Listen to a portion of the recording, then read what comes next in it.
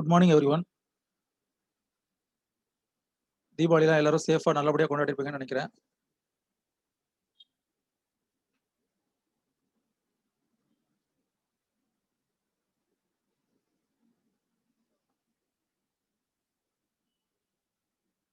ஆக்சுவலா இன்னைக்கு கிளாஸ் வந்து பாத்தீங்கன்னா, ஈஸ்ட்மென்ட் ஆக்ட் விட்ட இடத்துல இருந்து ஆரம்பிக்கிறதுக்கு பதிலா transfer of property act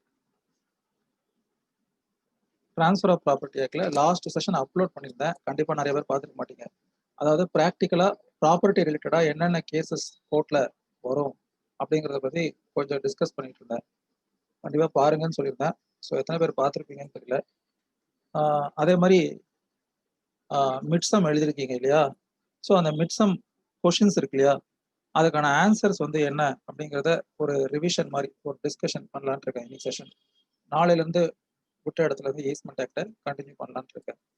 so இன்னைக்கு வந்து நம்ம மிட்சம்ல ட்ரான்ஸ்ஃபர் ஆஃப் ப்ராப்பர்ட்டி ஆக்ட்ல என்னென்ன கொஷின்ஸ் கொடுத்துருந்தோம், அதுக்கு என்ன மாதிரியான ஆன்சர்ஸ், என்ன செக்ஷன்ஸ், அந்த மாதிரியான விஷயங்களை ஒரு ரிவிஷன் மாதிரி. ஸோ டிஸ்கஷன் நினைக்க வேண்டாம், இது சரியா தப்பா நம்ம எழுதுனது அப்படின்லாம் நீங்க யோசிக்க வேண்டாம். சரியா?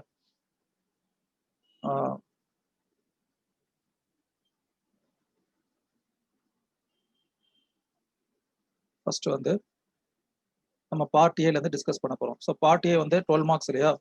3 கொஸ்டின் கொடுத்து அதுல 2 கொஸ்டின் எழுதணும் அப்படின்னு சொல்லியிருந்தேன். ஃபர்ஸ்ட் வந்து என்ன கொஸ்டின், ஃபர்ஸ்ட் கொஸ்டின் வந்து என்ன போட்டிருந்தோம் அப்படின்னா, டிஃபைன் ட்ரான்ஸ்ஃபர் ஆஃப் ப்ராப்பர்ட்டி அப்படிங்கிறத first question. Define transfer of property, அதுக்கு அடுத்து கொட்டேஷன்ல ட்ரான்ஸ்ஃபர் ஆஃப் ப்ராப்பர்ட்டி, அதுக்கு அடுத்து மறுபடியும் கொட்டேஷன் ஓபன் பண்ணி during litigation nothing new should be introduced elaborate அப்படிங்கிறத கேட்டிருந்தோம் இல்லையா? ஸோ அப்போ 2 questions combined together in one question. First define transfer of property. Transfer of property என்ன செக்ஷன்ல டிஃபைன் பண்ணிருக்காங்க? செக்ஷன் 5ல டிஃபைன் பண்ணிருக்காங்க. இன்டர்வைவோஸ் அப்படிங்கிற அந்த வேர்டுக்கு ஆன எக்ஸ்பிளனேஷன் கொடுத்துட்டு யாரெல்லாம் living persons, what amounts to transfer அப்படிங்கிறத section 5 of transfer of property ஆக்ட்ல சொல்லியிருப்பாங்க. So define transfer of property அப்படின்னு சொல்லியிருந்தா செக்ஷன் 5ல என்ன இருக்கோ அதை லிட்டரலா அப்படியே எழுதணும்னு அவசியம் இல்லை. பட் அதில் இருக்கக்கூடிய விஷயங்கள் எல்லாம் கவர் ஆகிற மாதிரி you have to make. But ஆனால் ஆஸ் யூஷுவல் நான் ஏற்கனவே சொல்லியிருந்த மாதிரி எப்பயுமே டிஃபைன் அப்படின்னு ஒரு விஷயத்த கேட்டோம் அப்படின்னா நம்ம ஸ்கூல்ல படிச்ச மாதிரி தான். எப்படி டிஃபைன் சார்லஸ் லா, பாய்ஸ் லா, எக்ஸெட்ரா நம்ம பார்த்தோமோ, இருக்கிறத முடிஞ்ச அளவுக்கு இருக்கிற மாதிரியே அந்த டெஃபினிஷனை நம்ம கத்துக்கிறது இல்லை தெரிஞ்சுக்கிறது நல்லது. அப்படிங்கிறது எதுக்காகனா ரொம்ப நாள் ஆனாலும் அதை மறக்காம இருக்கும், அந்த ஒரு விஷயத்துக்காக தான். அதுக்கு அடுத்து அது ஃபர்ஸ்ட் கொஸ்டினோட கண்டினியூஷன்ல during litigation nothing new should be introduced elaborate. During litigation, litigation என்ன? Court cases. Nothing new should be introduced elaborate. So இது வந்து என்னன்னு பார்த்தீங்கன்னா lis pendens doctrine of doctrine of lis pendens. So doctrine of lis pendens section 52ல நம்ம discuss பண்ணியிருப்போம் இல்லையா? Section 52 எப்படி ஆரம்பிக்கும்னா transfer of pending suit relating thereto அப்படின்னு ஆரம்பிக்கும். ஸோ அதுதான் வந்து எப்படி கேட்டிருக்கப்படுது அப்படின்னா during litigation nothing new should be introduced. As per section 52 என்ன இருக்கும் அப்படின்னு பார்த்தீங்கன்னா, ஆஸ் பர் செக்ஷன் 52 என்ன இருக்கும் அப்படின்னா transfer of property pending suit relating thereto. So section 52ல முக்கியமான ஒரு விஷயம் என்னன்னா it applies only to immovable property. நம்ம இந்த லிஸ்ட் பெண்டன்ஸ்ங்கிற கான்செப்டும் இந்த செக்ஷன் 52வும் அதோட ஃபர்ஸ்ட் அண்ட் ஃபோர்மோஸ்ட் கிரைட்டீரியா என்னன்னா it applies only to immovable property and the question to be decided should be directly related with the immovable property concern. இது ரெண்டுமே என்னது அப்படின்னு பார்த்தீங்கன்னா ரொம்ப முக்கியமான ஒரு இன்கிரீடியன்ட் செக்ஷன் 52க்கு. ஒன்று, section 52 is first of all applicable only to immovable property. Section 52 எடுத்து நீங்க உள்ள பாத்தீங்க அப்படின்னா தெரியும். அப்புறமா வந்து பாத்தீங்கன்னா the question to be decided by the court, அதாவது லிட்டிகேஷன் எதற்காக இந்த வழக்கு தொடுக்கப்பட்டிருக்கோ அந்த வழக்கு நேரடியாக அந்த இம்மூவபிள் ப்ராப்பர்ட்டி ரிலேட்டடா இருக்கணும். சிம்பிள். நம்ம ஒரு இல்லஸ்ட்ரேஷன் கூட உங்களுக்கு சொல்லியிருந்தேன். சே ஃபார் எக்ஸாம்பிள் ஒரு ப்ராப்பர்ட்டி இருக்கு, அந்த ப்ராப்பர்ட்டி தந்தையுடைய ப்ராப்பர்ட்டி. தந்தை இறந்ததுக்கு அப்புறமா அதுல அந்த வீட்டுல தந்தையோட சேர்ந்து அவருக்கு 2 பசங்க, ஒரு பையன் தந்தையோட சேர்ந்து இருக்கான், இன்னொருத்தன் வெளியூர்ல இருக்கான். தந்தை இறந்ததுக்கு அப்புறமா அவரோடவே இருக்கிற அந்த பையன் என்ன பண்றான், தந்தை எனக்கு தான் இந்த ப்ராப்பர்ட்டிய வில் எழுதி வச்சிருக்காரு, ஸோ அதனால இது என்னுடைய ப்ராப்பர்ட்டி, இதுல உனக்கு எந்த ரைட்டும் கிடையாதுன்னு சொல்லிட்டு அவனோட யங்கர் பிரதர் வெளியில இருக்கிறவனுக்கு அகேன்ஸ்டா அவன் சொல்றான். ஸோ அப்ப அந்த வெளியில இருக்கிற அந்த இன்னொரு நபர் என்ன பண்றாருன்னா அந்த வில்ல சேலஞ்ச் பண்றாரு. அந்த வில்லு என்னது? இட் இஸ் அ ஃபேப்ரிகேட்டட் வில்லு. அது என் தந்தையின் கையெழுத்தே கிடையாது. அவர ஏதோ ஒரு வகையில நம்ம பார்த்திருப்போம் இல்லையா? கான்ட்ராக்ட்ல what are essential elements of contract அப்படின்னு சொல்லிட்டு. ஸோ ட்ரான்ஸ்ஃபர் ஆஃப் ப்ராப்பர்ட்டியும் கான்ட்ராக்டும் சேர்ந்து படிக்கணும் அப்படின்னு சொல்லியிருப்பேன். அப்ப அதுல ஃப்ரீ கன்சென்ட் இல்ல. அவர் ஒரு அன்டியூ இன்ஃப்ளூயன்ஸ அ இது பண்ணியிருக்காரு. அதே மாரி அது அவரு எங்க அப்பா வந்து அவரு அ கையெழுத்தே வைக்க மாட்டாரு. எப்பயுமே கை நாட்டு தான் வைப்பாரு. பட் அவரு கிளைம் பண்ற அந்த பில்லுல கையெழுத்து இடப்பட்டிருக்கு. இது எங்க அப்பாவோட கையெழுத்து இல்ல எக்ஸெட்ரா, எக்ஸெட்ரா. இந்த மாரி அவரு வந்து ஒரு அந்த வில்ல சேலஞ்ச் பண்றாரு. So outcome of the will என்னன்னு பார்த்தீங்கன்னா, if that younger brother succeeds in that particular case, then they both will inherit equally the property concern. அப்ப என்ன ஆயிடும்? அந்த வில் வந்து he would approach the court to declare the will as null and void. So அப்ப அவருக்கு succeed ஆயிட்டா அந்த ப்ராப்பர்ட்டி என்ன ஆகும் அப்படின்னா, equally it would be distributed among those two persons. In case if he fails so, then that will would be a value valuable will. So அப்ப அந்த வில்ல பேஸ் பண்ணி அந்த யார் எல்டர் பிரதருக்கு அந்த ப்ராப்பர்ட்டி போய் சேரும். ஸோ இப்போ இந்த மாதிரி பெண்டிங்ல இருக்கு. கேஸ ஃபைல் பண்ணிட்டு again that younger brother has been move to some other place. சரியா? கேஸ ஃபைல் பண்ணிட்டாரு. அவங்க அட்வொகேட் பார்த்துக்கணும்னு சொல்லிட்டு என்ன பண்ணிட்டாரு? அவரோட வேலைய பார்க்கறதுக்காக அவர் எந்த ஊர்ல தங்கியிருக்காரோ அங்கேயே போயிடுறாரு. ஆனால் அந்த எல்டர் பிரதர் என்ன பண்றாரு? அந்த கேஸ் பெண்டிங்ல இருக்கும்போதே அத வேற ஏதோ ஒரு வகையில என்கம்பரன்ஸ் பண்றாரு. சேல் பண்றாரு, இல்ல மார்ட்கேஜ் பண்றாரு, எக்ஸெட்ரா எக்ஸெட்ராலாம் பண்றாரு. So whether all those transactions and all those parties would have any role with regard to this litigation. அப்ப இந்த யங்கர் பிரதர் யார் இந்த கேஸ ஃபைல் பண்ணாரோ, அவரு அந்த இவர் என்னென்ன டிரான்சாக்ஷன்லாம் பண்ணியிருக்காரோ, அவர எல்லாரையும் பார்ட்டியா சேர்க்கணுமா, சேர்க்கக்கூடாதா? அப்படின்னு பார்த்தா தேவையில்லை அப்படின்னு சொல்றது தான் செக்ஷன் 52. ஸோ அப்போ இட் இஸ் இம்மெட்டீரியல். பொதுவா ஒரு வழக்குன்னு பார்த்தீங்கன்னா, அந்த வழக்க கன்டெஸ்ட் பண்ணியிருக்கணும் 2 பார்ட்டி. கன்டெஸ்ட் பண்ணா தான் it is binding. That outcome of that particular case is binding on the parties. இப்போ உதாரணத்துக்கு இந்த கேஸ் பெண்டிங்ல இருக்கும்போதே எல்டர் பிரதர் என்ன பண்ணிடுறாரு? இன்னொருத்தருக்கு வித்துடுறாரு. அது இவருக்கு தெரிய வரல. அவுட்கம் ஆஃப் த கேஸ்ல அந்த வில் வந்து ஃபோர்ஜ்டு வில் அப்படின்னு வருது. ஸோ இப்போ அந்த ப்ராப்பர்ட்டிய வாங்குனவர், இந்த லிட்டிகேட்டட் ப்ராப்பர்ட்டி அதாவது அதாவது கேஸ்ல இருக்கக்கூடிய அந்த ப்ராப்பர்ட்டிய வாங்குன ஒருத்தர், he may be a bona fide person X, Y, Z etcetera etcetera. That is immaterial. அவர் என்ன ஸ்டாண்ட் எடுக்க முடியாதுன்னா, he cannot claim stating that I am not a party to this litigation. So this judgment of this court is not having any binding effect on me அப்படிங்கிறத அவர் எப்பவுமே சொல்ல முடியாது. So அதுதான் வந்து ஒரு importance of section 52 lis pendens. So அதுல என்ன இருக்கணும்? Directly that properties should be in a question. சரியா? அது ஒரு ரிமோட்டான கொஷினா இருந்துகிட்டு, இல்ல வேற ஏதோ ஒரு விஷயத்த டிசைட் பண்ற மாதிரி இருந்துச்சுன்னா, அப்போ என்ன வராது? அந்த ப்ராப்பர்ட்டி சம்மந்தப்பட்டது வராது. சே ஃபார் எக்ஸாம்பிள், இப்ப இதே டிஸ்பியூட்ல எக்ஸ், ஒய் 2 பேர் வந்து இது பண்றாங்க. ஸோ ஒய்யுடைய ஸ்டாண்ட் என்ன அப்படின்னு பார்த்தீங்கன்னா, he is not contesting the will. But he is stating that X elder brother is not a blood son. But he has been adopted by my father. அவருக்கு கல்யாணம் ஆகி ஒரு 3 வருஷமா குழந்தை இல்ல. அதனால என்னுடைய எல்டர் பிரதர தத்தெடுத்திருக்காரு. அவர வளர்த்து, ஆளாக்கி எல்லாமே செஞ்சு குடுத்திருக்காரு. கல்யாணம் ஆகி நான் ஒரு 12 வருஷம் கழிச்சு தான் பிறந்தேன்.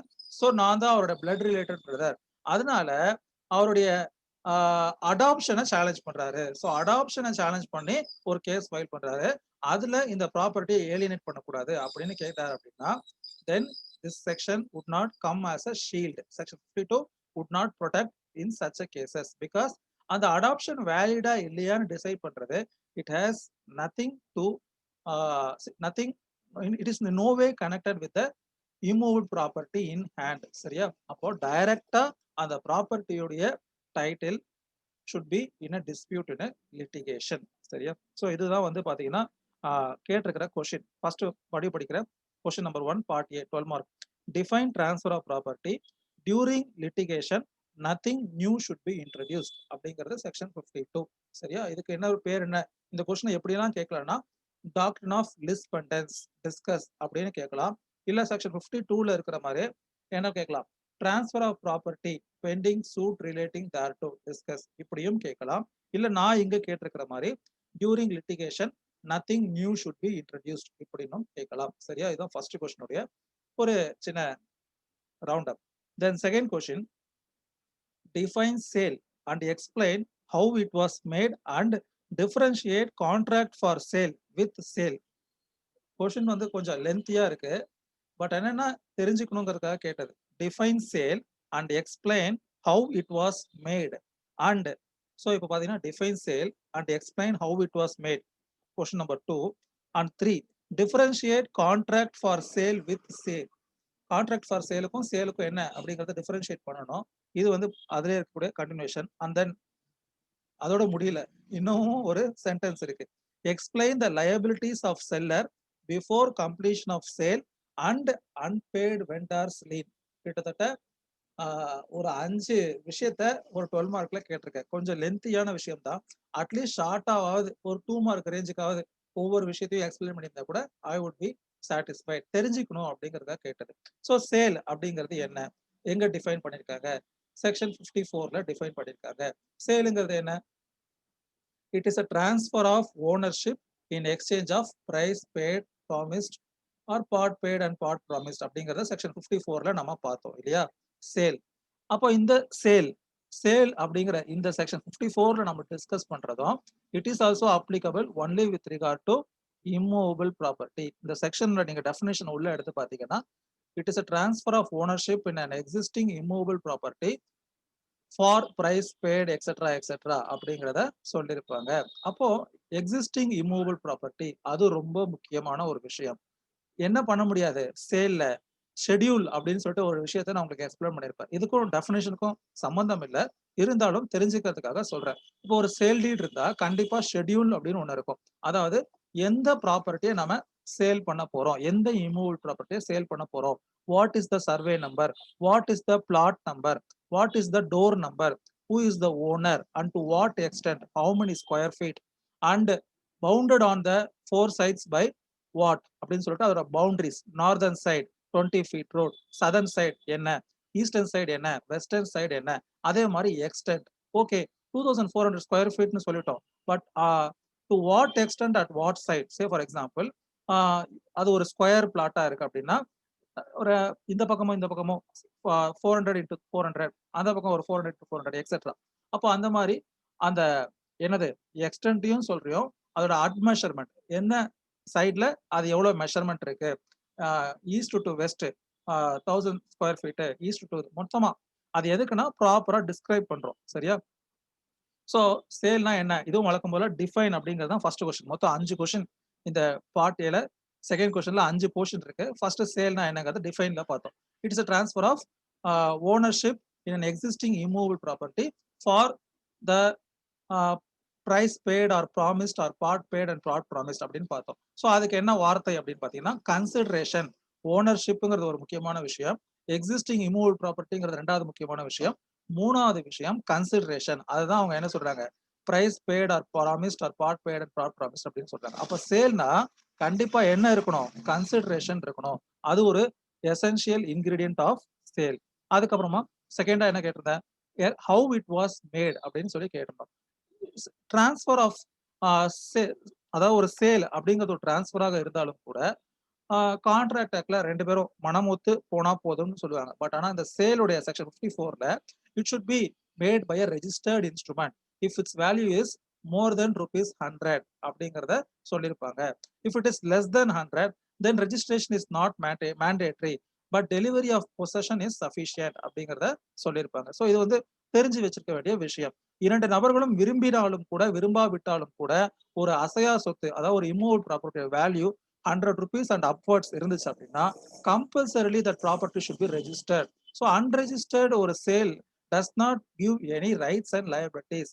ஏன் அப்படின்னு பாத்தீங்கன்னா செக்ஷன் 55 ஃபாலோஸ் செக்ஷன் 54. அதுதான் நான் பேரக்ட் வச்சு எடுக்கிறதுக்கான காரணம். So section 55 follows section 54. அப்போ செக்ஷன் 54ல சொல்லக்கூடிய விஷயங்கள் எல்லாம் ஃபுல்ஃபில் ஆயிருந்தா மட்டும்தான் செக்ஷன் 55ல இருக்கக்கூடிய அந்த rights and liabilities or that protection under that section would uh, uh, would follow the buyer and seller. So அப்போ செக்ஷன் 54 நீங்க ஃபுல்ஃபில் பண்ணாம செக்ஷன் 55 என்ன பண்ண முடியாது, என்ஃபோர்ஸ் பண்ண சொல்லி கண்டிப்பா ஒரு கோர்ட்டை அப்ரோச் பண்ண முடியாது. That is not valid under லா. சரியா? அதுக்கு அடுத்து ஸோ ஹவு இட் வாஸ் மேடுங்கிறது சின்ன விஷயம், சேலும் சின்ன விஷயம் தான், அண்ட் ஹவு இட் வாஸ் மேடுங்கிறதும் சின்ன விஷயம். அடுத்து மூணாவது அதே கொஸ்டின்ல differentiate contract for sale with sale. இதுல முக்கியமான விஷயம் என்ன அப்படின்னா ஒரே ஒரு பாயிண்ட் தான். என்ன அப்படின்னா கான்ட்ராக்ட் ஃபார் சேல்ல no rights and liabilities has been created with regard to that immovable property of sale. ஒருவர் கான்ட்ராக்ட் ஃபார் சேல் போடுறதுனால அவருக்கு என்ன டிரான்ஸ்ஃபர் ஆகுறது இல்ல, ஓனர்ஷிப் டிரான்ஸ்ஃபர் ஆகுறது இல்ல. ஃபர்ஸ்ட் ஆஸ்பெக்ட், சேல்ல ஓனர்ஷிப் டிரான்ஸ்ஃபர் ஆகுது, கான்ட்ராக்ட் ஃபார் சேல்ல ஓனர்ஷிப் டிரான்ஸ்ஃபர் ஆகுறது இல்ல. Even it is immaterial. Say for example, நம்ம ஒரு 60 லட்சம் ரூபாய்க்கு ஒரு ப்ராப்பர்ட்டியை வாங்கணும்னு முடிவு பண்ணிட்டோம். 59 லட்சம் ரூபாய்க்கு கான்ட்ராக்ட் ஃபார் சேல் போட்டோம், சரியா? ரெஜிஸ்டரும் பண்ணிருக்கோம். பேலன்ஸ் எவ்வளவு பே பண்ணணும்? 1 lakh தான் பே பண்ணணும். It is immaterial how much of consideration has been paid, but it does not create any transfer of interest with regard to that person. The ownership would be vested only with the யாரு earlier owner. Contract for sale போட்டதுனால அந்த ownership என்ன ஆயிடாது, transfer ஆயிடாது. அது வந்து it it creates a platform for fulfilment of sale or on what terms and conditions a sale has to be finished or completed அப்படின்னு சொல்லக்கூடிய ஒரு விஷயம் தான் கான்ட்ராக்ட் ஃபார் சேல், சரியா? அப்ப கான்ட்ராக்ட் ஃபார் சேல்ல ஓனர்ஷிப் என்ன ஆகல, கை மாறி விடவில்லை. It does not create any right over the property which is the subject matter of sale, second aspect. அப்புறம் நம்ம அதை என்ன சொன்னோம்னா அதுவும் ரெஜிஸ்டர் பண்ணி இருக்கணும். ஹவு சேல் வாஸ் மேட் அதே ப்ரொசீஜர் தான் கான்ட்ராக்ட் ஃபார் சேலுக்கும் இருக்கு. ஸோ அப்போ அதுவும் properly it should be registered by seller or a person on behalf of seller, சரியா? அது வந்து ரொம்ப முக்கியமான ஒரு விஷயம். அதுக்கடுத்து இதுல நாலாவதா பாத்தீங்கன்னா explain the liabilities of seller before completion of sale. சில பேர் செக்ஷன் 55 பார்த்து எழுதுனாங்களா பார்க்க எழுதுனாங்களா தெரியல, கட கட கடன்னு பார்த்து எழுதியாச்சு. இதுலயும் ஒரு யோசிச்சு பாருங்களேன், 5 கொஸ்டினை ஒரு 12 மார்க்ல கேட்டிருக்கணும். ஆல்மோஸ்ட் எல்லாமே ஒரு 2 மார்க்கோ இல்ல ஒரு 3 மார்க் லெவல்ல எழுதியிருந்தாலே போதும். முடிஞ்சா செக்ஷன் கரெக்டா, அப்படி இல்லைன்னா அதுல என்ன விஷயம் இருக்கு அப்படிங்கிறத பார்க்கணும். சேலோட rights and liabilities of buyer and seller section 55ல நம்ம பார்த்தோம். அதை 4ஆ பிரிச்சு பார்த்தோம். Before completion of sale what is the right of seller, what is the right of buyer. அதே மாதிரி after completion of sale what is the right of seller and what is the right of buyer அப்படிங்கிறது. So இப்போ இந்த கொஸ்டின்ல என்ன கேட்டிருக்கேன்னா ஒரே ஒரு விஷயம் தான். அந்த 4 விஷயத்துல ஒரே ஒரு விஷயம் என்ன கேட்டிருக்கேன்னா liabilities of seller before completion of sale. அந்த ப்ராப்பர்ட்டில ஏதாவது என்கம்பரன்ஸ் இருக்கு, அதுல ஏதாவது ஒரு வில்லங்கம் இருக்கு, இல்ல அது ஒரு டைலாபிடேட்டட் கண்டிஷன்ல இருக்கு, அந்த ப்ராப்பர்ட்டி சம்பந்தப்பட்ட குறைகளை கண்டிப்பா தெரிவிக்கிறது யாருடைய கடமை அப்படின்னு பாத்தீங்கன்னா செல்லருடைய கடமை. Liabilities of seller before completion of sale. இந்த ஒரு பாயிண்ட்ல எல்லாமே அடங்கிடும். ஃபார் எக்ஸாம்பிள், கவர்மெண்ட் வந்து ஹைவேஸ்க்கு அந்த ப்ராப்பர்ட்டியை எடுக்கிறதுக்காக நோட்டீஸ் கொடுத்துட்டு போயிட்டாங்க. யாருக்கு? அந்த ஓனருக்கு. அந்த ஓனர் என்ன பண்ணிடுறாரு, சாதுரியமா அதை மறைச்சு இன்னொரு பார்ட்டி தலையில மிளகா அரைச்சிட்டு போயிடுறாரு. தென் when the sale deed is going to be challenged in the court of law, then it would definitely have a important criteria. ஒரு முக்கியமான ஒரு நிகழ்வா நீதிமன்றத்தால் கருதப்படும். ஏன் அப்படின்னா section 55ல liability of seller before completion of sale, he has to disclose all kind of defects or all kind of encumbrances associated with the sale property.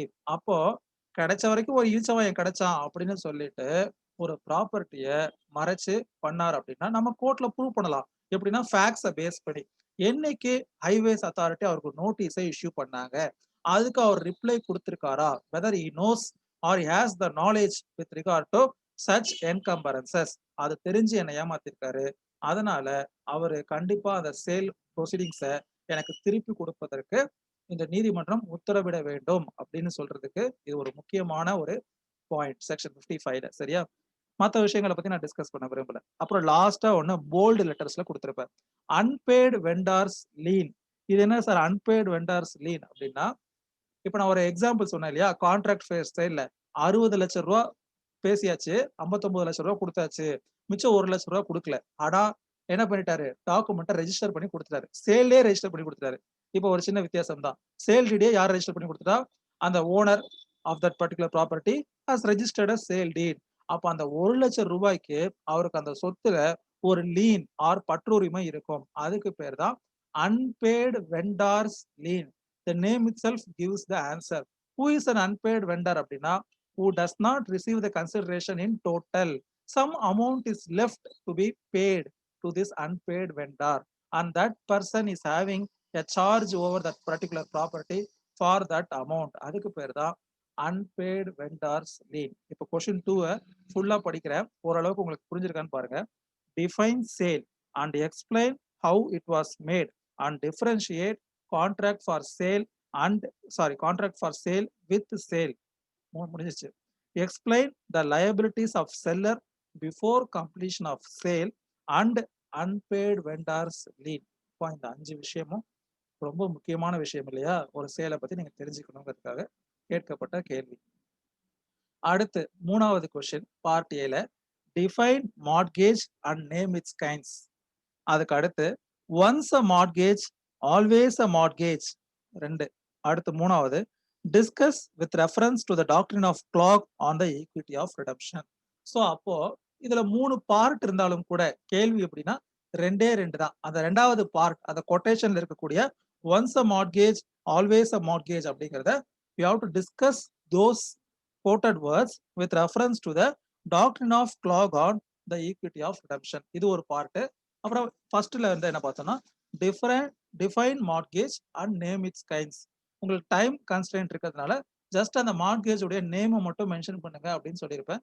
சில பேர் அதை பத்தி ஷார்ட்டா சிம்பிள் மார்ட்கேஜ்னா என்ன, பொசிஷன் கொடுக்காம மார்ட்கேஜ் பண்ணக்கூடிய பேரு சிம்பிள் மார்ட்கேஜ். அப்புறம் இங்கிலீஷ் மார்ட்கேஜ்னா என்ன, MOD mortgage of deposit of title deeds தான் என்ன, usufructuary mortgage, conditional transfer etcetera விஷயத்தை பத்தி டீட்டெயிலா எழுதியிருப்பாங்க. ஸோ இது என்ன செக்ஷன்ல வருது, நான் டிஃபைன் கேட்கறதே வந்து மெயினா கண்டிப்பா செக்ஷனை கரெக்டா நீங்க மென்ஷன் பண்ணணுங்கிறதுக்காக தான். அதுல உள்ள இருக்கிறத கூட it need not necessary as it is, அது ரொம்ப கஷ்டம், அது மனப்பாடம் செய்யக்கூடிய ஒரு வேலை, அது கூட தேவையில்லை. ஆனா கண்டிப்பா செக்ஷனையாவது கரெக்டா எழுதணுங்கிறதுக்காக தான் அந்த டிஃபைன் அப்படிங்கிற வார்த்தையை கேட்கறது. சரியா?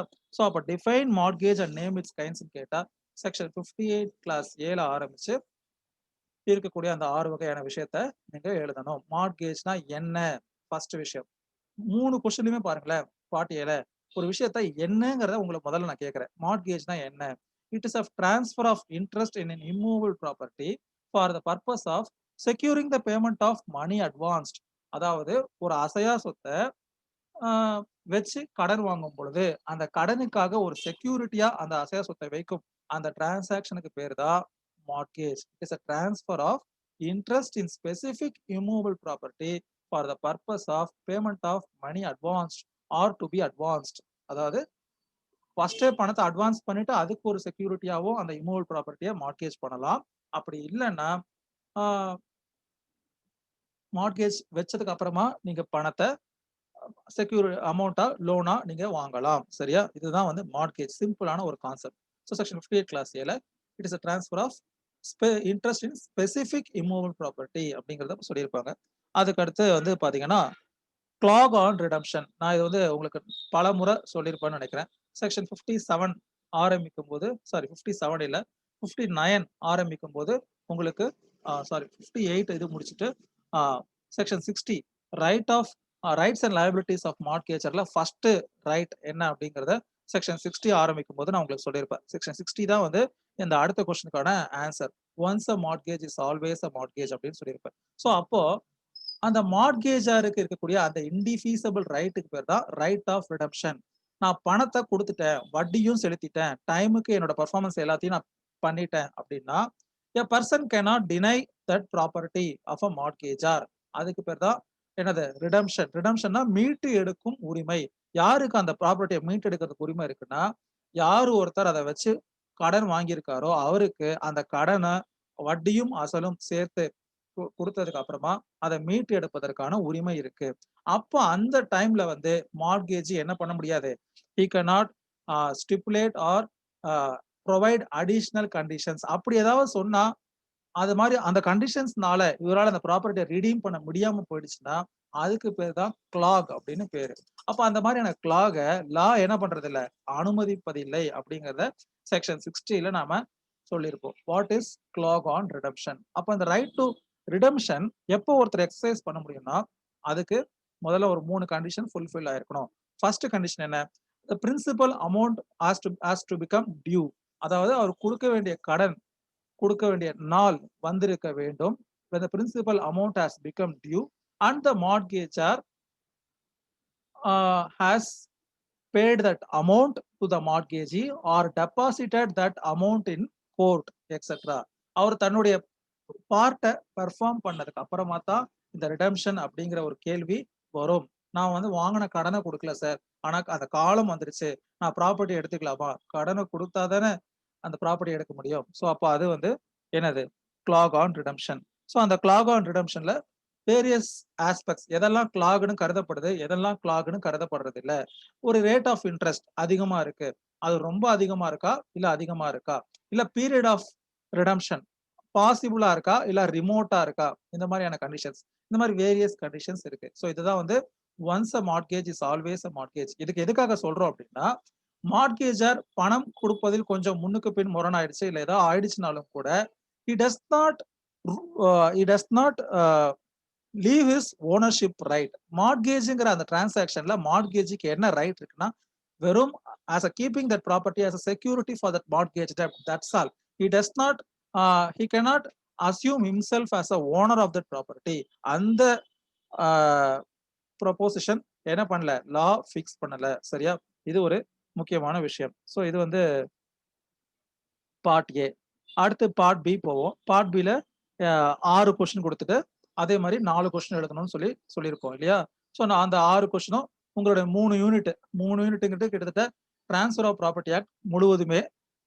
ஸோ அதுல ஃபர்ஸ்ட் என்ன கேட்டிருக்கேன் அப்படின்னு பாத்தீங்கன்னா, question number 4, property of any kind can be transferred, discuss along with the exception if any to the statements அப்படின்னு சொல்லியிருப்பேன். அப்போ செக்ஷன், ஒருத்தங்க இப்பதான் வந்து ஜாயின் பண்றாங்க. சரி, செக்ஷன் 6 உடைய விஷயம் என்ன பாத்தீங்கன்னா, property of any kind can be transferred, discuss along with the exception if any to the statement. So அப்போ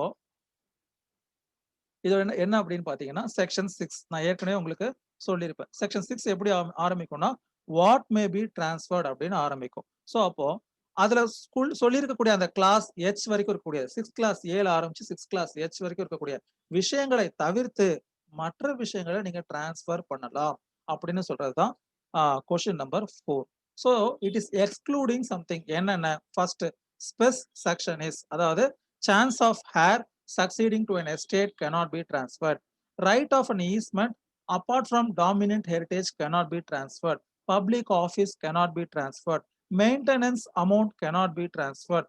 அதே மாதிரி ஹானர், ஆர்மி நேவில இருக்கக்கூடிய pension, other things cannot be transferred. அதே மாதிரி ஒரு அக்ரிகல்ச்சரல் லேண்ட்ல இருக்கக்கூடிய ஒரு laser cannot transfer other than that leasehold right. இந்த மாதிரி அந்த செக்ஷன் 6 பத்தி நீங்க டீடைலா எழுதணும், தெரிஞ்சுக்கணும் அப்படிங்கிறதுக்காக கேட்டிருந்தேன். அடுத்து second question 5, an act of part performance must be done in performance of the contract, discuss. So 52க்கு அடுத்து வரக்கூடிய செக்ஷன்ஸ்ல 53A பார்ட் பர்ஃபார்மன்ஸ் ஞாபகம் இருக்கு இல்லையா. நார்மலா ஒரு ஒரு contract for sale or agreement of சேல ரெஜிஸ்டர் பண்ணணும் அப்படிங்கிறது law prescribes. But even though a person has performed his part, எப்படி டாக்டர் ஆஃப் பார்ட் பர்ஃபார்மன்ஸ்ல by entering into possession or if he is already in possession to be continue to be in possession. அதாவது ஒருத்தர் வாடகைதாரரா ஒரு வீட்டுல இருக்காரு, சரியா, அவர் என்ன பண்ணிட்டாரு, அக்ரிமெண்ட் ஆஃப் சேல் போட்டிருக்காரு, இந்த வாடகை வீட்டை நானே எடுத்துக்கிறேன் அப்படின்னு சொல்லிட்டு அதுக்கு ஒரு அமௌண்ட்டை இனிஷியலா பே பண்ணிட்டாரு. அந்த பே பண்ணிட்டு அவர் என்ன பண்றாரு, is continue to be in position by virtue of that particular aspect. But ஆனா லேட்டர் அந்த ஒரிஜினல் வெண்டர் என்ன பண்றாரு, இல்ல எனக்கு இதை வந்து விற்க விருப்பம் இல்லை, நீ வந்து காலி பண்ணிக்கோ அப்படின்னு சொன்னா, his right of stay over that particular property is protected by doctrine of part performance.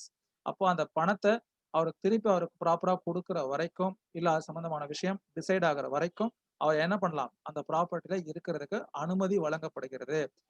அப்போ லால சொன்ன ஒரு விஷயத்துக்கு எக்ஸப்ஷன், நம்ம சேல் கான்ட்ராக்ட் ஃபார் சேல்ல ரெஜிஸ்ட்ரேஷன் தேவைன்னு சொல்லியிருக்கோம். ஆனா பார்ட் பெர்ஃபார்மன்ஸ்ல அது தேவையில்லை. அது எந்த மாதிரியான கிரைட்டீரியால தேவையில்லை அப்படிங்கறதுதான் பார்ட் பெர்ஃபார்மன்ஸ் செக்ஷன் 54A. யோசிச்சு பாருங்களேன், பார்ட் ஏல இருக்க சேலுக்கும் இந்த பார்ட் பில கேட்டிருக்க பார்ட் பெர்ஃபார்மன்ஸ்க்கு ஒரு ஒற்றுமை இருக்கு. அதே மாதிரி பார்ட் ஏல define transfer of property section 5ல கேட்டதுக்கும் செக்ஷன் 6ல வாட் மே பி டிரான்ஸ்ஃபர்ட்னு கேட்ட அந்த ஃபர்ஸ்ட் பார்ட் பி கொஸ்டினுக்கும் ஒரு ஒத்துமை இருக்கு இல்லையா. அடுத்து 6வது question, what is gift. What are the essential elements of gift, when a gift become revocable. கிட்டத்தட்ட இதுவும் 3 2 மார்க் மாதிரி. கிஃப்ட்ங்கிறது என்ன செக்ஷன் 122ல டிஃபைன் பண்ணிருப்பாங்க. அது இந்நேரம் உங்களுக்கு மனப்பாடமே ஆயிருக்கும். நான் நிறைய வாட்டி சொல்லிட்டேன். Existing movable or removal property can be a subject matter of gift. அதுல முக்கியமான ஒரு விஷயம் என்னன்னா acceptance should be made during the lifetime of donor, otherwise it becomes void அப்படிங்கிறத பார்த்திருப்போம். மூணாவது முக்கியமான விஷயம் existing movable or removal property. மூணுமே முக்கியமான விஷயம். கிஃப்ட்னா இவ்வளவுதான் நீங்க தெரிஞ்சுக்கணும். அடுத்த கிஃப்ட் ஹவு டு பி மேடுங்கிறது அடுத்த செக்ஷன், நான் அதை கேட்கல. அடுத்து what are the essential elements of gift, அதே தான் திருப்பி கொஞ்சம் எலாபரேட்டா கேட்டிருக்கேன், வேற ஒண்ணும் இல்ல. அப்புறம் when a gift becomes revocable, அது தனி செக்ஷன்ல when the parties agree together and such act should not be with the due to the reason of the settlor, அதாவது அவருடைய விருப்பத்தின் பேரில் நடக்கக்கூடிய ஒரு சம்பவத்தின் அடிப்படையில அந்த செட்டிலர் கேன்சல் பண்ண முடியாது.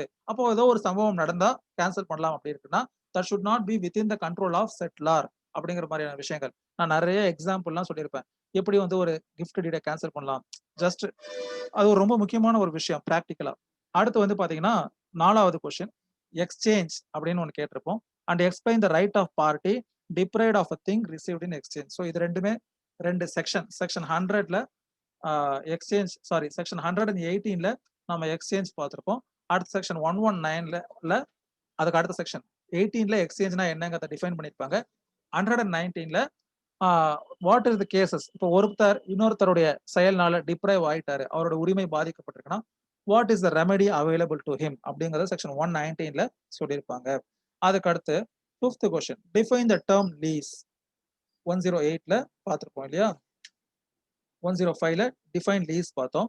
And discuss the grounds for determination of lease. இது ரொம்ப முக்கியமான விஷயம் அப்படின்னு சொன்னேன். ஒரு லீஸ் முடிவுக்கு வருவது எப்படி, இல்ல எந்த மாதிரியான செயல்கள்லாம் ஒரு லீஸ் முடிவுக்கு வந்ததா கருதப்படும் அப்படிங்கிறது டிட்டர்மினேஷன் ஆஃப் லீஸ் செக்ஷன் 111ல வரும். ஸோ நீங்க இந்த கொஸ்டினுக்கு நீங்க என்ன எழுதணும், டிஃபைன் லீஸ்னு கேட்டா செக்ஷன் 105ல எழுதணும். லீஸார்னா யாரு, லீசினா என்ன, அந்த ரெண்ட்னா என்ன, பிரீமியம்னா என்ன, எக்ஸெட்ராவை ஃபர்ஸ்ட் எழுதணும். அதுக்கு அடுத்து கிரவுண்ட்ஸ் ஃபார் டிட்டர்மினேஷன் ஆஃப் லீஸ்ங்கிறது செக்ஷன் 111ல எந்த மாதிரியான செயல்கள்லாம் ஒரு லீஸ் முடிவுக்கு வந்ததாக எடுத்துக்கொள்ளப்படும்.